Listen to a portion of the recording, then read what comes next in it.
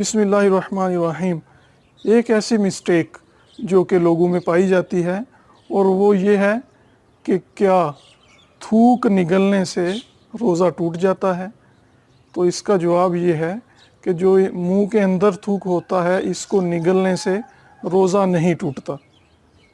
अगर आप ऐसा करें कि अपना थूक लुआब बाहर हथेली पे फेंकें और उसको दोबारा चाटें, तो इस तरह करने से रोज़ा टूट जाएगा।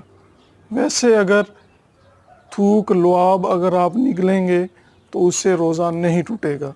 बाज़ औक़ात ऐसा होता है कि लोग थूकते रहते हैं कि अगर हम थूक भी निगलेंगे, गले से नीचे लेके जाएंगे तो रोज़ा टूट जाएगा। तो ऐसी बात नहीं है, थूक निगलने से रोज़ा नहीं टूटता। मज़ीद मालूमात के लिए दारुल इफ्ता अहले सुन्नत के मुफ्तियान कराम से रब्ता करें, नीचे नंबर दे दिया गया है।